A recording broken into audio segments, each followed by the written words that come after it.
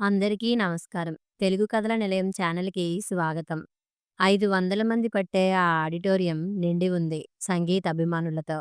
జాహ్నవి వీణని శృతి చేసుకుని, హంసధ్వనిలో మొదలుపెట్టి, వరాలితో విరామం తీసుకుంది.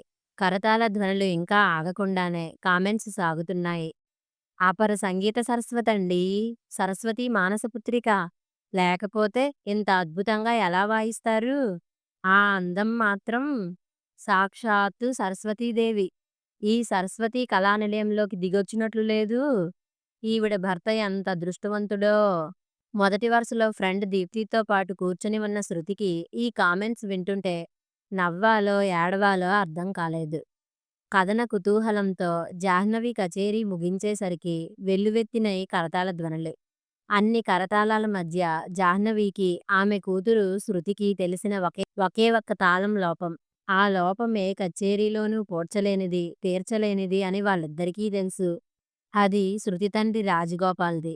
అతడే కచేరీకి రాడు. సంగీతం పట్ల ఇంట్రెస్టు, తన భార్య ప్రతిభ పట్ల గౌరవము రెండూ లేవతడికి. PG exams పూర్తయినాయి. శృతి తీరిగ్గా తన గదిలో 2 నెలల పాటు పసిబిడ్డకి దూరమైన తల్లిలా, తల్లి వీణని ప్రియంగా చేతుల్లోకి తీసుకొని, లలిత రాగాన్ని లలిత మధురంగా తన్మయురాలై ఆలపిస్తోంది. ఆమెతో మాట్లాడాలని అప్పుడే ఆ గదిలోకి వచ్చిన జాహ్నవిని, చేయి తిరిగిన శిల్పి జాగ్రత్తగా చెక్కిన పాలరాతి శిల్పం ప్రాణం పోసుకున్నట్లున్న ఈ అపరంజికి తల్లినన్న భావనే పులకింపజేస్తోంది. అందున తనకి ప్రాణమైన వేనంటే ఆమె మక్కువ చూపటం మరీ సంతోషదాయకం. తమ అభిరుచులను గౌరవించటమే కాక, అలవర్చుకున్న బిడ్డల పట్ల ఏ కన్నవాళ్ళ ప్రేమ పెళ్ళొబకదు. తాను వాయిస్తున్న కీర్తనని పూర్తి చేసి, తల్లి వంక చిరునవ్వుతో చూసింది శృతి. "శృతి, ప్రణయ్ మీద నీ అభిప్రాయమేమిటి?" తానొచ్చిన విషయాన్ని ప్రారంభిస్తూ, శృతి కళ్ళల్లోకి చూస్తూ అడిగింది జాహ్నవి. తండ్రికి బిజినెస్‌లో పార్ట్నర్ అయిన ప్రహ్లాదరావు కొడుకు ప్రణయ్. వాళ్ళతో తమ ఫ్యామిలీకి 10 ఏళ్లుగా స్నేహ సంబంధాలున్నాయి. ఇప్పుడు తల్లి కొత్తగా తనని ప్రశ్న వేయటం అంతరార్థాన్నర్థం చేసుకోలేనంత అమాయకురాలు కాదు తను. అయినా కొంత చిలిపితనం మేళవించి, the great business magnate Prahladrao గారి ముద్దుల కొడుకు. ఈ మధ్యే ఫారెన్‌లో బిజినెస్ మేనేజ్‌మెంట్ కోర్సు చదివొచ్చిన, డబ్బు సంపాదనే ధ్యేయంగా గల తండ్రికి తగ్గ తనయుడు. ఏ మాత్రం సున్నితమైన భావాలు, టేస్టులు లేని ప్రమీలాదేవి గారి అనుంగు పుత్రుడు.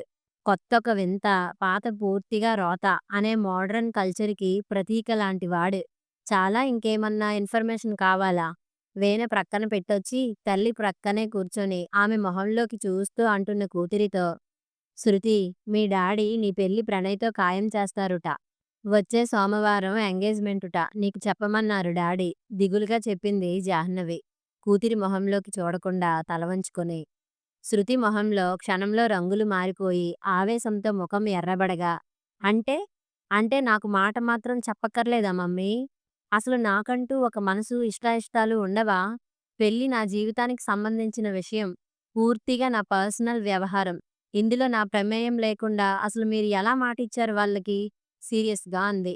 "ఇచ్చింది నేను కాదు డాడీ. మన అభిప్రాయాలకి ఆయనెప్పుడు విలువిచ్చారని?" "శృతి, ఇప్పుడు నీ నిర్ణయం డాడీకి పాజిటివ్‌గా ఉండి తీరాలిట. ఆయన్నెదిరించే ధైర్యం నాకు లేదు.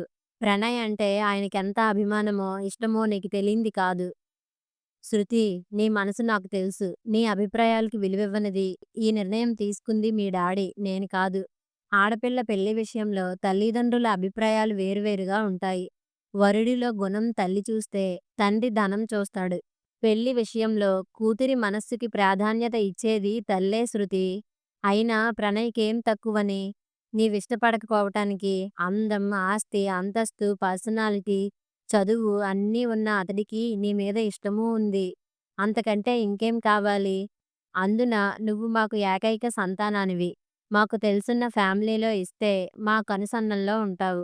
నిన్ను దూరం చేసుకుని మేముండగలమా అని మీ డాడీ ఉద్దేశ్యం కావచ్చు. అతడికి నా మీదున్న ఇష్టం లాంటిది ఇంకా చాలా మంది గర్ల్ ఫ్రెండ్స్ మీదుంది. అయినా నన్నే పెళ్లాడతానంటున్నాడంటే, నేను మీకొక్కర్తినే కూతురిని కావటాన డాడీ ప్రాపర్టీ అంతా వాళ్ళకే వస్తుందన్న స్వార్థం లేదంటావా? అతడు కేవలం నా ద్వారా సంక్రమించే ఆస్తిని, నా అందాన్ని ఇష్టపడుతున్నాడే కానీ, అతడికి నాకు అభిరుచుల్లోనూ, అలవాట్లలోనూ ఎంత వైరుధ్యముందో నీకు తెలీదా?" డాడీలో ఏం తక్కువయ్యి నువ్వింత ఉదాసీనత, నిర్లిప్తతలో బ్రతుకుతున్నావు? నీ అశాంతిని, అలజడిని సంగీతం ద్వారా కప్పిపుచ్చుతున్నావు. నాన్నెప్పుడైనా నీతో ప్రేమగా మాట్లాడాడా? నీ సుఖ సంతోషాల కోసం నిన్నెక్కడికైనా తీసుకెళ్ళాడా? భార్యాభర్తల మధ్య ఉండవలసిన సున్నితమైన అనురాగ బంధం మీ మధ్య ఉందా? దీనికి కారణం మీ మధ్య ఉన్న అభిప్రాయ భేదాలు కాదు. శృతి సంధిస్తున్న ఒక్కో ప్రశ్న తనకి శరపరంపరలా తగులుతోంటే జవాబు చెప్పలేని జాహ్నవి అంతరంగం మోగబోయింది. పార్టీ ఉంది. రాత్రి నేనొచ్చేసరికి లేటవుతుంది. నా కోసం చూడొద్దు. గ్రే కలర్ సూట్‌పై స్ప్రే చేసుకుంటూ అన్నాడు రాజగోపాల్ డ్రెస్సింగ్ టేబుల్ ముందు నిల్చొని. ఇవాళ మన పెళ్లి రోజు. మీకిష్టమైన డిషెస్ చేయించాను. మధ్యాహ్నము ఇంట్లో భోంచేయలేదు మీరు. ఆమె కళ్ళల్లోని అర్దింపు అర్థమైనా, ఈ వయసులో కూడా ఈ సెలబ్రేషన్స్ అంత అవసరమా? అన్నాడు వ్యంగ్యంగా. ఆ మాట చెల్లున కొరడా దెబ్బలా తగలగా, ఈ వయసులో మీరే సరదాలు మానుకున్నారు? ఆ సరదాల్లో భాగం లేదూ? ఈరోజు మీ పిఏ బర్త్‌డే పార్టీ. ఏ జన్మలో ఏ పాపం చేశానో, ఈ జన్మకిలాంటి రక్తి, అనురక్తి లేని సంసారం చేస్తున్నాను. భర్త బయలుదేరుతుంటే అతడి వెనకే నడుస్తూ అన్నది జాహ్నవి. తెలుసుకున్నావుగా, నీ సంగీతంలో శాంతిని వెతుక్కుంటూ బ్రతుకు. అవును. మీరివ్వని శాంతి సౌఖ్యాలు నాకీ సంగీతంలోనే దొరికాయి మరి.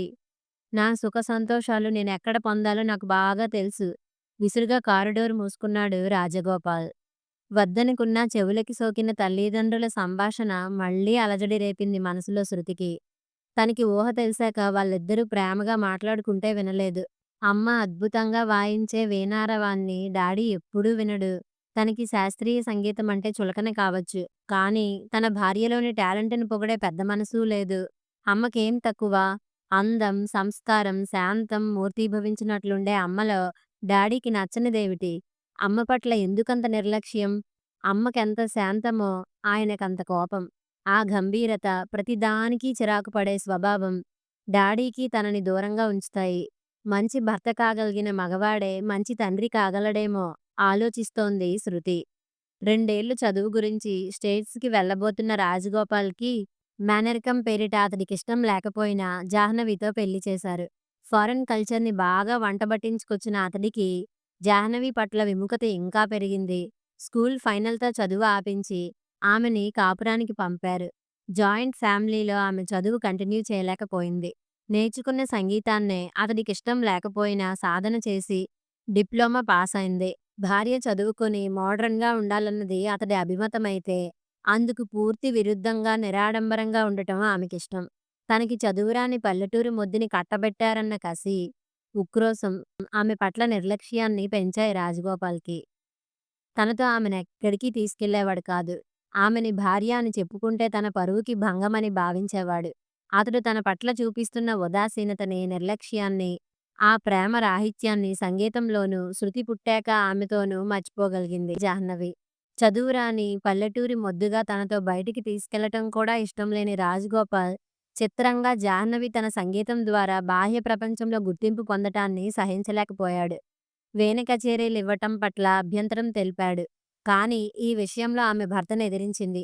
అలవాట్లు, అభిరుచులు, భావాలు ఎందులోనూ పొంతనలేని వారి మధ్య గల పరస్పర భావ వైరుధ్యం అన్యోన్యతని, అవగాహనని దూరం చేసింది. చేస్తూనే ఉంది. భిన్న ధృవాల్లాంటి వ్యక్తులు భార్యాభర్తలుగా కలిసి కాపురం చేయాల్సి రావడం ఈ ప్రపంచంలోని శతకోటి దురదృష్టాల్లో మొదటిదని జాహ్నవి అనుకుంటూ ఉంటుంది. యమన్ కళ్యాణ్ రాగం ప్రఫుల్ వ్రేలి కొసలన ఊపిరి పోసుకుని శృతినో అద్భుత రసజరిలో ముంచివేసింది.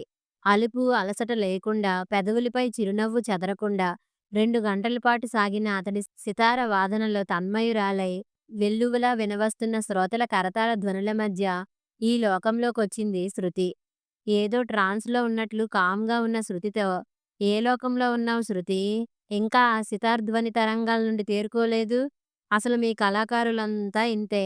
మిమ్మల్ని మీరు పోగొట్టుకున్నట్టేదో ప్రత్యేకమైన భావనా జగత్తులో విహరిస్తుంటారు. ఏయ్ శృతీ! ఎక్కడాలోచిస్తున్నావే?" అన్నది దీప్తి రెట్టిస్తూ. అవును, అతడి చేతుల్లో సితారని నేనై ప్రణయ రాగాల్ని పలికించుకోవాలని, నా రాగ విపంచి అతడై రసరమ్య రాగాలు పలకాలని మనసు మూగగా పలవరిస్తోంటే, "ఆ! నాకంత సీనేం లేదులే. అదేదో మీ ప్రఫుల్‌కే చెల్లాలి" శృతి అన్నది. అంతలో దీప్తి స్టాప్ రావటంతో ఆమెని డ్రాప్ చేసి ముందుకు కదిలింది శృతి. దీప్తి ఏమనుకుందో, మనసంతా ఎలమావి చిగుర్లు కడుపు నిండాలని, కూయలేని కోయిలల అద్భుతమైన అతడి సితార నాదం మనసంతా నిండిపోయి, పదే పదే చెవుల్లో ప్రతిధ్వనిస్తోంది. 3 ఏళ్ల క్రితం తన కజిన్ బ్రదర్‌గా ప్రఫుల్‌ని పరిచయం చేసింది దీప్తి.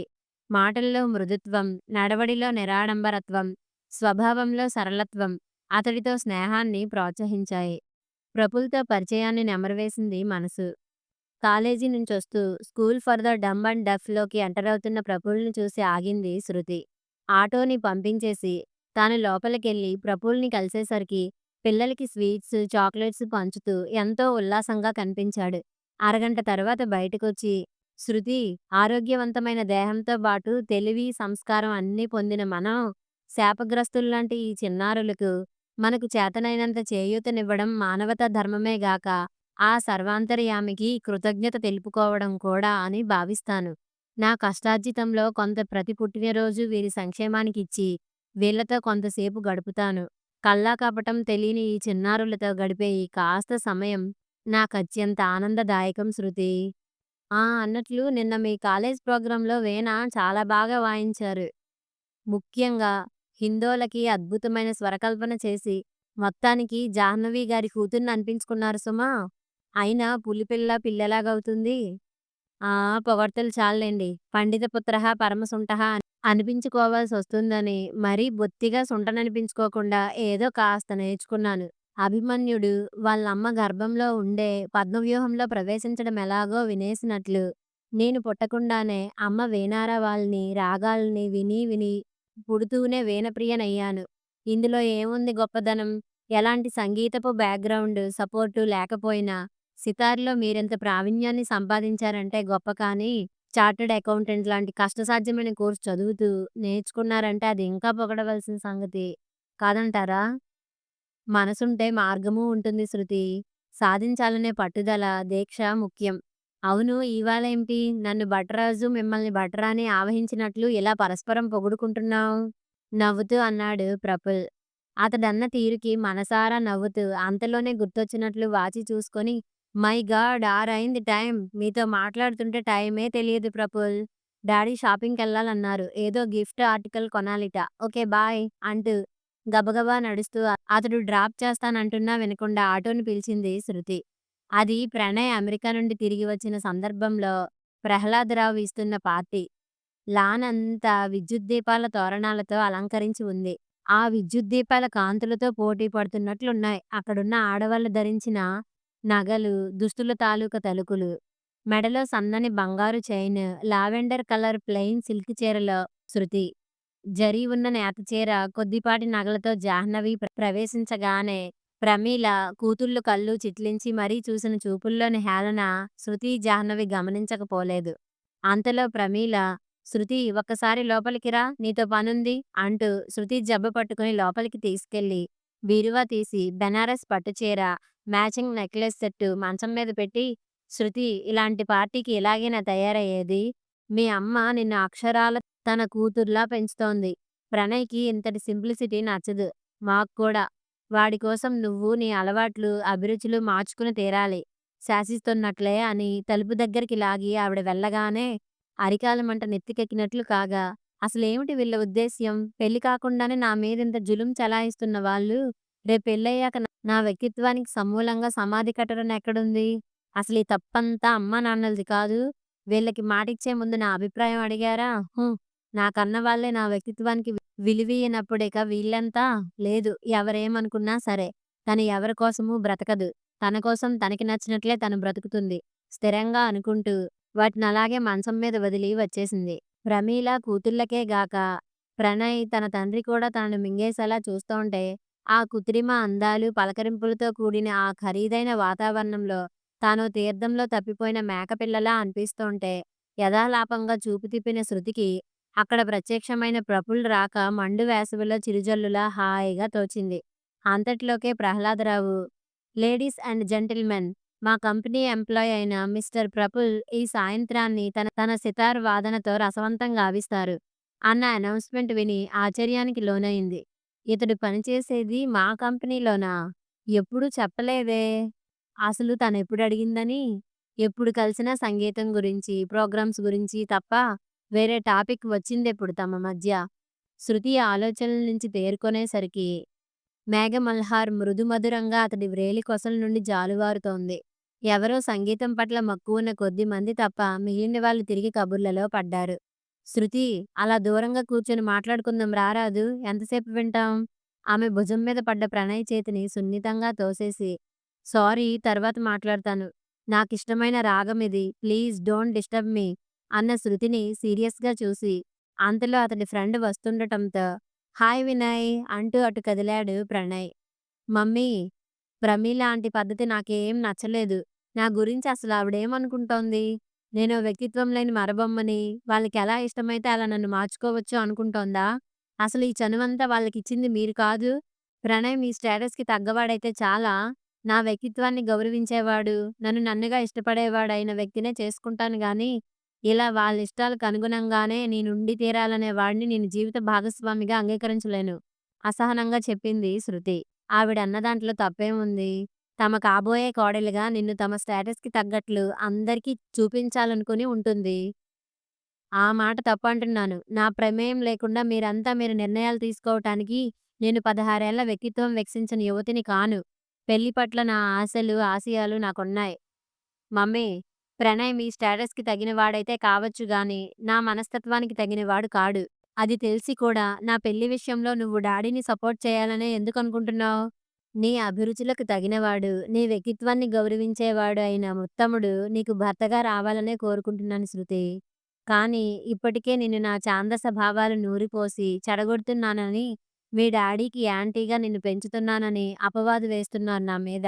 ఈ సంబంధం నువ్వు నిరాకరించటానికి కారణం నేనని ఇప్పుడు కొత్త నింద వేస్తారు మీ డాడీ. కానీ అలా అని నీకిష్టం లేకపోయినా ఈ పెళ్ళికి ఒప్పుకోమనటం లేదు. శాశ్వతమైన వైవాహిక బంధంలోకి ఆచితూచి అడుగెయ్యాలి కానీ, పెద్దవాళ్ళ మాట తీసెయ్యలేకనో, మరో స్వార్థంతోనో వైవాహిక బంధంలో ఇరుక్కొని, అందులో ఇమడలేక, బయటికి రాలేక చేసే బలవంత కాపురాలు మా కాపురంలాగే ఏడుస్తాయి. చిన్నప్పటి నుండే ప్రణయ్‌తో స్నేహం, చనువు ఉన్నందున నీకు అతడి పట్ల ఇష్టం ఉండి ఉండొచ్చునని అనుకున్నానే గాని, అతడికి నీకు అలవాట్లు, అభిరుచుల్లో చాలా తేడా ఉందని నాకు తెలుసు. మీ డాడీకిష్టం లేకుండా ఆయనకు అర్ధాంగినయి ఎంత సుఖపడ్డానో తెలిసి, నీకిష్టం లేని పెళ్లిని ఎందుకు సపోర్ట్ చేస్తాను? గదిలో నిద్రపోతున్నాడనుకున్న రాజగోపాల్ ఈ సంభాషణ అంతా విని, విసురుగా బయటికొచ్చి, అయిందా కూతురికి చేస్తున్న దుర్బోధ?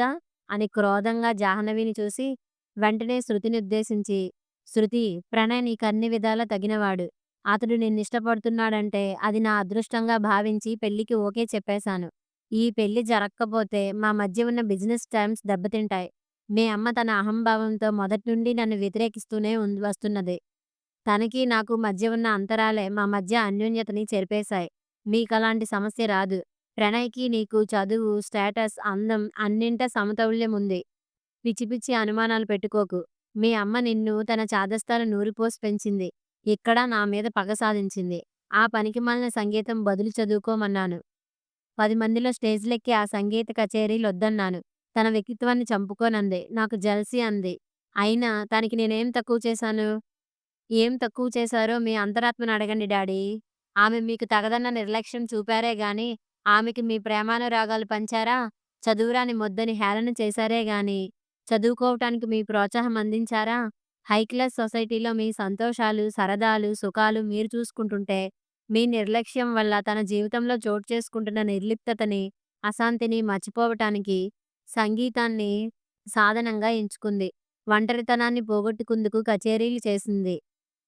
తన వ్యక్తిత్వాన్ని చంపుకొని, మీకిష్టమైనట్లు అలంకరించుకొని, మీరు కీ ఇస్తే నడిచే బొమ్మలా మీతో పార్టీలకి, ఫంక్షన్స్‌కి అటెండ్ కాలేకపోయిందని, పనికిరాని పల్లెటూరి మొద్దన్నారు కానీ, వందలాది శ్రోతల్ని ముగ్ధుల్ని చేసిన ఆమె సంగీతాన్నెప్పుడైనా విన్నారా?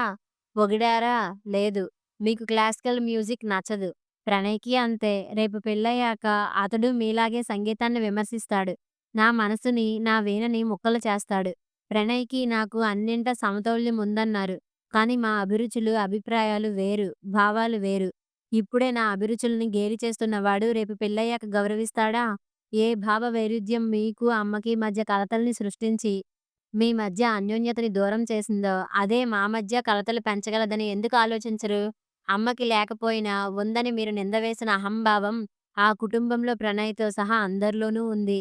తాను పట్టిన కుందేటికి మూడే కాళ్ళని నిరంకుశ స్వభావం కలిగిన ప్రణయ్‌తో ఏకీభవిస్తూ ప్రతిక్షణం నా వ్యక్తిత్వాన్ని చంపుకుంటూ బ్రతకలేను డాడీ. 4 గోడల మధ్య అనుక్షణం అభిప్రాయ భేదాలతో కొట్టుకుంటూ సమాజం కోసం అన్యోన్య దంపతుల్లా నాటకమాడటం మీకు చేతనయింది కానీ నాకు కుదరదు. డాడీ దాంపత్యం పరిమళించేది 2 హృదయాల మధ్య కానీ 4 గోడల మధ్య కాదన్న మాటకర్థం తెలిస్తే ప్రణయ్‌ని నేను పెళ్లి చేసుకుని తీరాలని శాసించరు. శృతి, ప్రహ్లాదరావు కుటుంబంతో మనకున్న వ్యాపార సంబంధాలు నీకు తెలియనివి కాదు. ప్రణయ్ నిన్నిష్టపడుతున్నాడు. మనకిది మంచి అవకాశం. ఈ పెళ్లి ద్వారా మా మధ్య ఉన్న బిజినెస్ టర్మ్స్ ఇంకా పటిష్టమవుతాయి. నిన్ను పెంచి పెద్ద చేసి, చదివించి ఇంత దాన్ని చేసింది మాకు నీతులు చెప్పమని కాదు. ఎంగేజ్‌మెంట్ డేట్ ఫిక్స్ చేశాం. నువ్వింకేం చెప్పొద్దు. ఈ పెళ్లి జరిగి తీరాలి తీవ్రంగా అన్నాడు రాజగోపాల్. డాడీ, చిన్ననాడు ఈ బొమ్మతో ఆడుకో అన్నంత సులువుగా చదువుకొని, వ్యక్తిత్వం ఉన్న యువతిగా ఎదిగిన కూతుర్ని ఈ వ్యక్తినే పెళ్లి చేసుకో అని శాసించడం మీ నిరంకుశత్వాన్ని చాటుతోందే గాని, నా పట్ల మీకున్న ప్రేమాభిమానాల్ని కాదు. ప్రణయ్‌తో నాకున్న సారూప్యం స్టేటస్‌లోనే తప్ప ఇంకెందులో ఉంది? అతడి భావాలు, అభిరుచులు, అభిప్రాయాల్లో ఎందులో నాకు పోలికుంది? అసలు కూతురిగా నా మనసేంటి? అభిరుచులేమిటి అని ఎప్పుడైనా తెలుసుకున్నారా? అసలు మీ భార్యని మీ సహధర్మచారిణిలా ఎప్పుడైనా చూసారా? ఇక కూతురినేం అర్థం చేసుకోగలరు? అందుకే నా వ్యక్తిత్వాన్ని గౌరవించేవాడు, నన్ను నన్నుగా ఇష్టపడినవాడు, నా అభిప్రాయాలు, అభిరుచులతో సారూప్యమున్నవాడు అయిన ప్రఫుల్‌ని పెళ్లి చేసుకోవాలని నిశ్చయించుకున్నాను. అతడు మీ స్టేటస్‌కి తగినవాడు కాకపోయినా నాకన్ని విధాలా తగినవాడు. నేను కట్టుబట్టలతో ఈ గడప దాటినా ఆదరంగా హక్కును చేర్చుకోగలవాడు. నా నిర్ణయం మిమ్మల్ని బాధిస్తే క్షమించండి. బయట స్కూటర్‌పై వెయిట్ చేస్తున్న ప్రఫుల్ వైపు గబగబా అడుగులేసింది శృతి.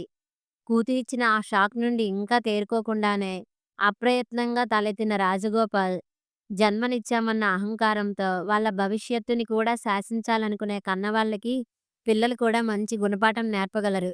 ఇన్నేళ్ల మీ జీవితంలోని తప్పుల్ని, తప్పటడుగుల్ని మీ కూతురే మీకు తెలియచెప్పిన ఈ రోజు నాకు చాలా మంచి రోజు అన్న జాహ్నవి మాటలతో మళ్ళీ తలదించుకున్నాడు. కథ సమాప్తం. మరిన్ని మంచి కథల కోసం మా ఛానల్‌ని లైక్ చేయండి, షేర్ చేయండి, సబ్స్క్రైబ్ చేసుకోండి.